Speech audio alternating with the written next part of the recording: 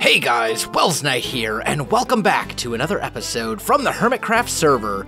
As Season 4 winds down, I wanted to take this episode and go and take a look and kind of tour some of my favorite builds on the server from myself and some of the other hermits from Season 4. Now, let me start off by saying that I am not going to have time to look at every single build on the server, and the builds that we look at are not going to be all of the builds that I personally like. I think there are tons and tons and tons of great builds on this server, but the reality is there is no way that we would have time to look at them all in a single episode of any sort of reasonable length. So don't get offended if your favorite build didn't make it into the video. Don't be sad if we don't go and look at all of Mumbo's builds. It's okay. I have a limited amount of time in a single video to work with. But I want to start off right here. And this is actually kind of a bad view. But one of my favorite builds on the server, one of the first ones that comes to mind, is the combination of my house that I built in the Mesa, this, and Tango's house castle thing. I don't know if it's a house or a castle. It's like a castle house. Either way, it looks fantastic. And I will say, I think Tango's castle, we're going to call it a couse.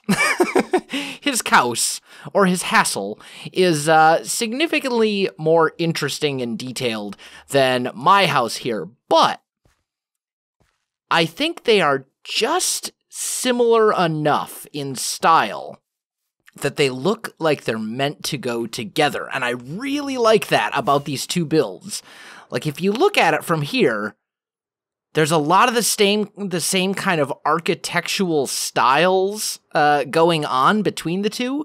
And because of their close proximity to each other, and the fact that a lot of the architectural stylings are the same, I think they really look like they're supposed to go together. And I think that's one of the things that makes this house, this Tango's house and castle, one of my favorite builds from Season 4, especially when combined with my Mesa house. I think they're both fantastic. And I really, really love this build, just in general. Like, the use of color and highlights, just, it's gorgeous. Well, we're over here, and speaking of gorgeous, Rendog's Lush Mesa, this whole area really came together with Hermitron halls and everything like that. This is a beautiful area as well. In fact, I would almost go so far as to say the area kind of around Tango's house and extending over into Scar's area and Cubfan's area over there, I think I would probably say that that's my favorite area of the server, just as far as within the Mesa. Like, I don't know, there's something really special about this area because of all the landscaping work that has been done. I don't know, I'm in love with this area. Iscall's base is another one of my personal favorites. This is a gorgeous, beautiful area too. His idea of doing like an abandoned mine, really cool. And I love the way that he implemented the Iscallium into kind of the lore. And then down here, there's a whole underground area. This is another absolutely gorgeous base. And I think it actually connects up to my house in some way, shape, or form. There's a door somewhere. I'm going to get lost in his base if I go inside. Although, actually, Iscall, buddy, do you have a bed in here? Well, I'm sure he has a bed somewhere. I don't know where it is, though, so I think I'm just going to have to pull out an ender chest and monsters nearby. Iscall! Your base is dangerous, buddy. Let's try over here. Aha! Sleeping. Beautiful. Okay. So now, I think we will head to what is probably, at least in my opinion, the most beautiful and breathtaking area on the entirety of the server. And that is Scar's area, right over here. Scar, man, I've known Scar for a very long time, much longer than either of us have been on Hermitcraft. I've basically known Scar since my channel started, and we've been friends for a very, very long time. Every server that we have ever played on, we have played on together, with the exception of Foolcraft, which just started recently, so I'm not going to count that one. But I've known Scar for a very long time, and he never ceases to amaze me. Like, the guy is not a Minecraft player, he's an artist. He really is. Like, the things that he does in this game, just mind-boggling. It's just mind-boggling to me. I would argue that he is quite possibly the greatest survival Minecraft builder, like, on YouTube. He's just... There are good builders, like, I consider myself to be a decent builder. There are good builders, like Iscall, Xmas. Well, to be honest, pretty much everyone on Hermitcraft is a good builder. But then there's Scar, and Scar is just next level. Well, False is pretty next level too. We'll get to her in a little bit. But yeah, this whole area is just something else. Like, look at there's so much detail and so many little points of interest and different things to draw your attention. It's just absolutely incredible. This whole area, just, I can't get enough of it. And I could go on rambling for hours about how much I love this area. But we need to move on. So we're going to head over to Cubfan's custom biome. And I always get lag spikes when I come over here for some reason. But this is incredible. Not necessarily in a beautiful sort of way like Scar's area is, but just the amount of obsidian involved. I would never attempt this. I personally, there is no way that I would even consider doing a project of this magnitude. And even though it may not be beautiful in the way that Scar's biome is, it is absolutely cool. Like, this isn't so much beautiful as it is just, like, stunningly, I don't even know what the word I'm looking for is. Like, this area is breathtaking in a kind of awe-inspiring sort of way. Like, I don't look at this and go, oh, it's pretty. I look at this and go like, wow, Cubfan, you are slightly insane. You know? And it's amazing. Like, once again, next level stuff. And speaking of next level stuff, Cubfan has done some insane things this season. Like the fact that he's got an end crystal here. Ooh, let's not touch it. The fact that he has an end crystal right here that he moved from the end, mid-dragon fight, complete with beam. Like, Cubfan is one of those Minecraft players who really kind of pushes the boundaries of what you believe is possible in vanilla. Like, he has done many things this season that I have just thought, how, what magic, what sorcery is this?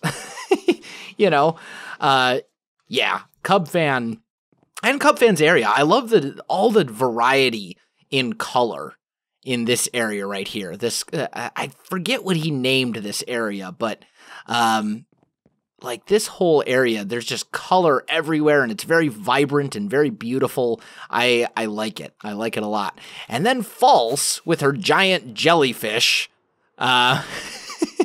because why not? I don't even know what was going through False's mind when she decided she was going to build this. Because the jellyfish was built relatively early in the season.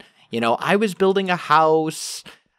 Scar was building some tents over there. Iscall was making a mine. Tango was making his castle thing. Xmas was working on his house. And False is just like, you know what? Houses are for scrubs. I'm going to build a jellyfish. And it's awesome. Like, I love this build. It's so like whimsical and just playful, I guess. I don't really know how to put it into words, but I do really like this build. And for that matter, while we're over here, Mumbo's drone and his industrial district. This is all very impressive as well. Most of it I don't really understand as far as the redstone-y stuff and all the technical portions of it. Like, I just see magical things, but the drone is pretty cool. The drone is pretty cool and built up in the sky, which makes it that much more impressive because building in the sky in survival, like, oof, man, that's not something I would want to do. Impulse's house over here, his Tony Stark-inspired mansion. This really came together in kind of the tail end of the season. Like, it was there, it was being worked on a little bit throughout the season, but it wasn't super, super incredible because a lot of the I think it's the landscape. All the landscaping, this all came together. Like, the mansion is cool. I'm not saying the mansion isn't good. The mansion is very cool, and the mansion has been cool basically since it was built. But when the landscaping was added, that's when this whole thing really kind of came together. And now this is a very, very cool mansion. And I love the use of the concrete powder. Like, concrete is just such a versatile block. It's very, very good. And I think it was False who did the palm trees, and I think False and Scar both contributed something to this landscape, although I'm sure you guys will correct me if I'm wrong on that. And I think the inside, knowing Impulse, I'm sure the inside of the Stark mansion, oh yeah, there's some interior stuff. Ooh, wow. I actually haven't seen the interior of this since the interior was done. Last time I was in here, it was basically just barren. Like, there was no real interior to it. But I'm sure there's all sorts of crazy redstone stuff in this area. I'm not going to touch anything because I'm afraid I'll break it. But it's a beautiful house, and yeah, just look at this. I love the balcony as well. That's a nice touch. Anyway, so I think next we will let's head off this way. And I think it's over here. Yeah. Over here. The Tangler. The Tangler's a really cool build. Not necessarily entirely from an aesthetics standpoint, because once you get into it, there's not really a whole lot as far as looks goes. Like, it's decorated a little bit, but not to the point where I would classify it as one of my favorite builds. This is new. When did this go up? This has gone up, like, within the last, like, 48 hours. Here we are at the end of the season. There's still stuff being added and popping up out of nowhere. I love that aspect of a server. Iscall, I think, did the outside of it. But then you get into the inside. And this was a, like, next level mini game. I was really sad that I wasn't able to complete it because it broke.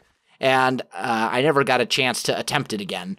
But there was a room in it that was broken, and I couldn't proceed past that. I got part of the way into it, but I did watch other Hermit's videos as well, so I know just how much time and effort went into the Tangler, and just how cool of a minigame and a concept that was. Like, that was a very, very cool thing. Over here, this, I think, was a lot of people's favorite area during Season 4. That, of course, being the Brown Shopping District. With all the shops, and what I loved about this area was that it was just so many things packed into such a small space, with so many different styles, so many different designs. Like, you've got your kind of semi-realistic designs, like my bone barn and my build shop is like kind of realistic, I guess. Some of these are relatively realistic. And then you've got, like, the giant rocket and the giant TNT and the squid for ink and Cleo's, I think this is the Hermitron, the Hermitron Herald, which is basically a gingerbread house. I mean, it's just such a variety of different things, and there was so many things happening over in this district over the course of the season. I really think that this was probably the most developed district, just because everybody had a shop, at least. Most people had multiple shops. And we all spent so much time here gathering it to get resources. Like, I don't know that I really chopped down more than maybe a couple stacks of wood the entire season because I just got it from Cubfan's Woodworld and the Logfellas shop.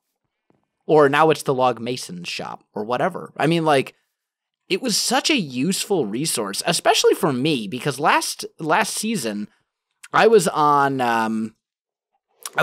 active duty military orders. I was basically deployed for the entirety of the season, depending on your definition of deployed. I was deployed to the United States, which in my book doesn't really count as a deployment. But either way, I had very little time on my hands, and the fact that I could just come here and get what I needed was such a lifesaver. Like, there are many things this season that I wouldn't have been able to do if I would have had to have gone out and manually gathered all the resources for them myself. So this was a really cool area. I love Rainbow Road, the Mario Easter eggs. I think that's pretty cool. And then we get to the Octavoid,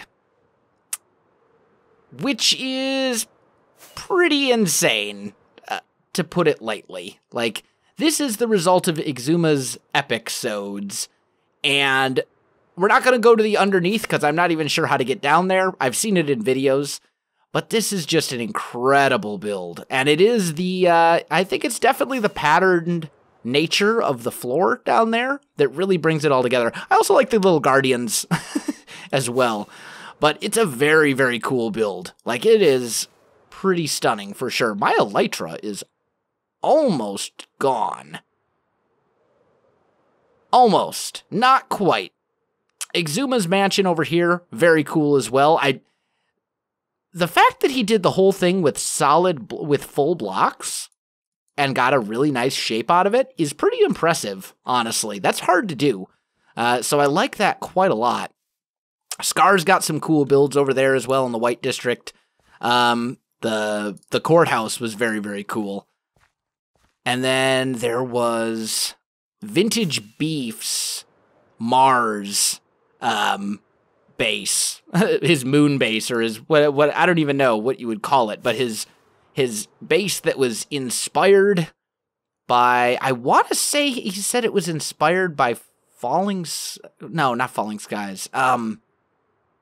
What was the name of that game that everybody was so hyped for, and then it failed miserably? Because No Man's Sky. No Man's Sky. I think he said it was inspired by No Man's Sky, if I remember correctly. But either way, it's a very cool build. It's one of those examples of how you can kind of take something and add details and add atmosphere and really kind of use your imagination. You know, we got the Mars rover, and for example, using the red sandstone as tracks here that left behind, like, that's such a cool little detail.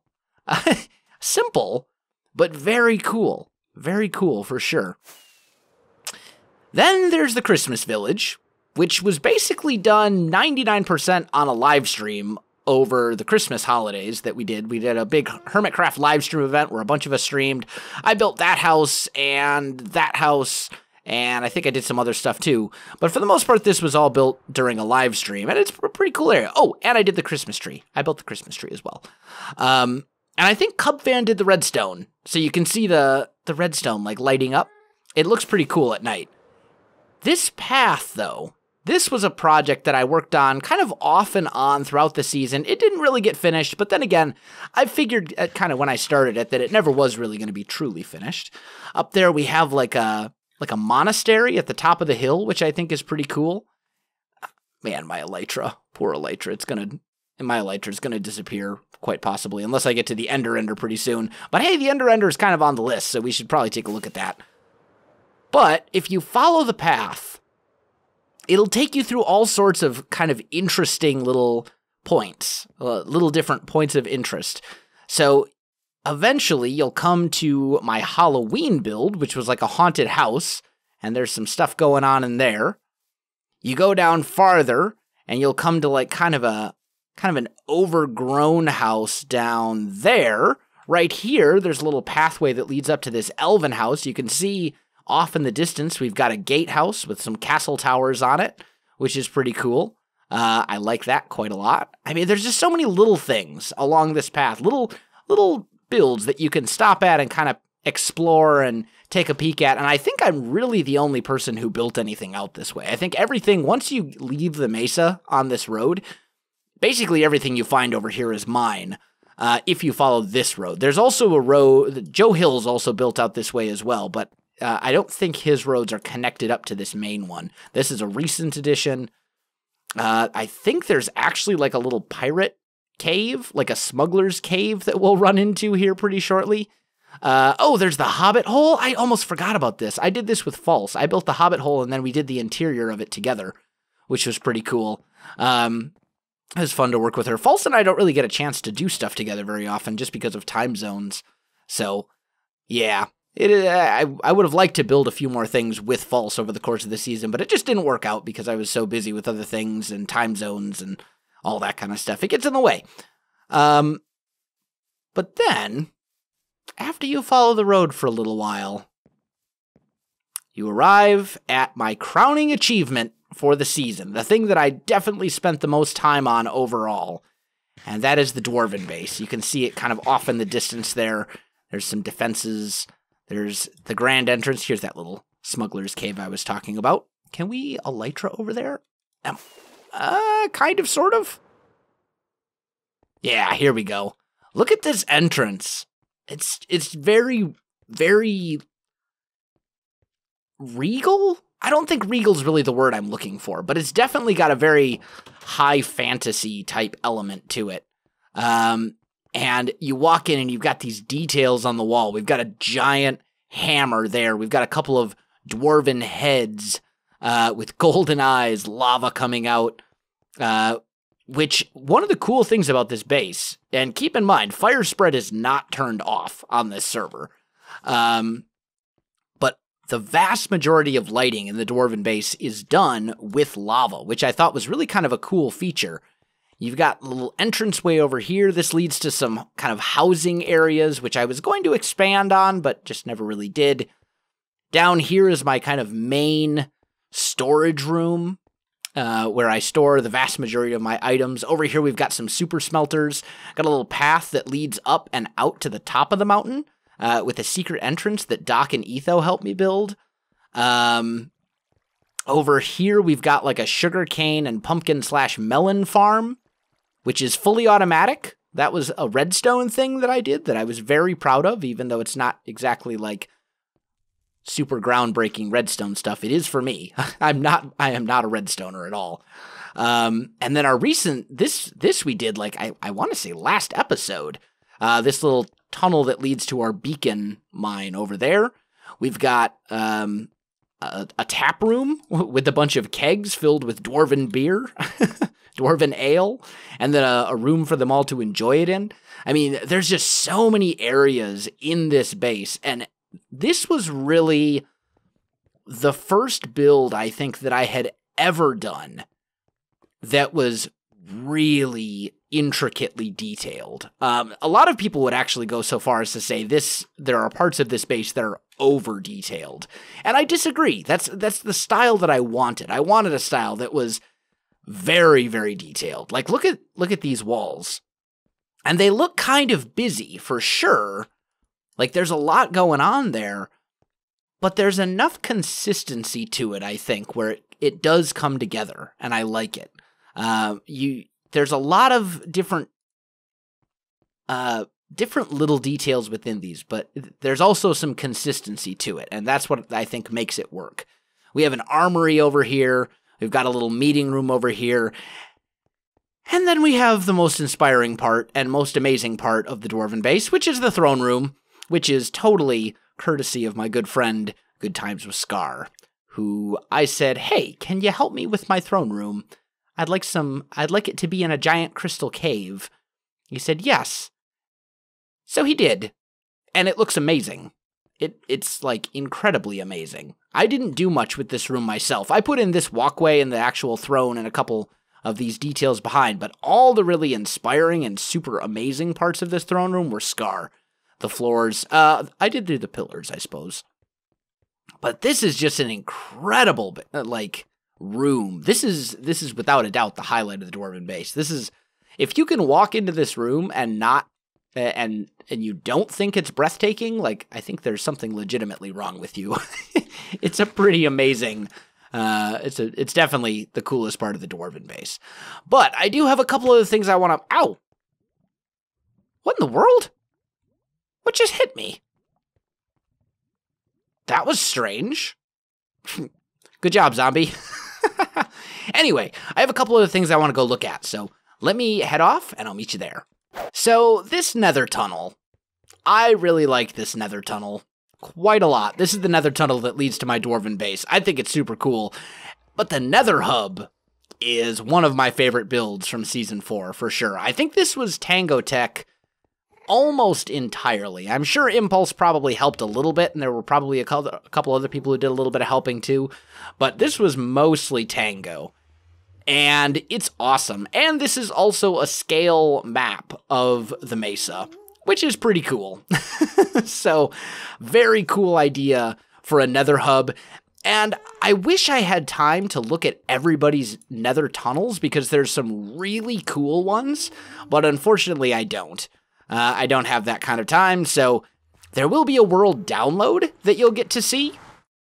The world download will be on hermitcraft.com on the first day of Season 5. So you'll be able to find a world download on April 13th at hermitcraft.com. So I would say, if you can download the world for yourself, go explore the world. You'll find all sorts of cool stuff here to look at. But this build, this is another one of my builds, and I love this end portal room. Like, this really came together. I was originally going to do some sort of an end-themed design with, like, purple and endstone, and then I was like, you know what? No. We're going to do a yin and yang-themed room, and I think it really came together. Like, this is such a cool build, and the ceiling, the yin and yang in the ceiling, actually, I think is very, very cool as well. Now, it's not symmetrical. And I know that probably drives some of you absolutely insane, but it was intentional. I actually built it symmetrically and realized it didn't look right, so I had to make it asymmetrical in order for it to work and look right to me. But very, very cool build, I think. Over here we have Iscall's space-themed Ender, which is another build that's just fantastic. Just super, super cool. All carpeted for the most part. Nothing can spawn in here. I don't know what it is that prevents them from teleporting. I didn't think carpet stopped Enderman from teleporting, but apparently it does. What? Oh, there's actually a map of the end. That's pretty cool. That's pretty cool indeed. But yeah, there's all sorts of cool stuff at the Ender. Without a doubt. Like, just, there's redstone stuff here going on. They added a bookshop where you can buy, like, mending and looting 3 and all that kind of crazy stuff. I'm going to miss this thing for sure. I'm definitely going to miss having easy access to an Ender. I may actually build an Ender myself next season. Who knows? We'll have to see. But I do need to repair my elytra so we can get on with the tour. Let me get that done, and then I'll be back. Oh, you know what else totally deserves a spot on our awesome builds list? Tango's Iron Titan. For sure. Not only did this thing produce a ridiculous amount of iron, it also is a really cool design. Like, I don't think Tango gives himself enough credit for how good of a builder he actually is. He's a very, very talented builder. In addition to being, like, a redstone master. But just look at this place. Like, there's this whole kind of dark and evil theme going here. It's really cool. It's a very cool build, and obviously a very functional and important one as well, because this is where we got pretty much all of our iron after, you know, from the time that it was built onwards. That's where we got pretty much all of our iron for the whole server. So we're going to miss having access to that as well. So this, I have never actually seen this in person, but this is False Labs. False's donut base, I think it's been referred to as. And, yeah, it's pretty amazing. It is pretty amazing, to say the least. I don't even know how she managed. This is all glowstone? Wow, False. False is another one of those people who is just kind of next level when it comes to building. for sure. I don't want to go inside and spoil, because I don't want to spoil anything in case she's been doing any more work over here or anything like that. Even has a little submarine. But still, an absolutely fantastic build. I love the nether portal, too. Like, it's just this giant, massive nether portal, but it's still got that natural feel to it, which is pretty cool. There's like a little cave behind it, little natural area. It's a fantastic build. But you know what, guys? I think I am pretty much out of time for this episode. There's a lot more amazing builds on the server. Lots of really cool stuff for you to look at and find. I do highly encourage you to download the world when it becomes available. Also, let me know your favorite build, or builds for that matter. It can be more than one. Let me know your favorite builds and your favorite moment from Season 4 of Hermitcraft. Let me know. Hashtag favorite. And then tell me what your favorite is in the comments down below. Guys, that is going to do it for me. If you enjoyed this video, don't forget to like, subscribe, and leave me a comment. I do appreciate it, and it really helps out my channel. You can also find me on Facebook, Twitter, and Twitch. Links in the description below, so check that out as well. Also, make sure you check out all the other hermits. Links to their channels in the description too. But other than that, guys, thanks for watching, and I'll definitely see you next time.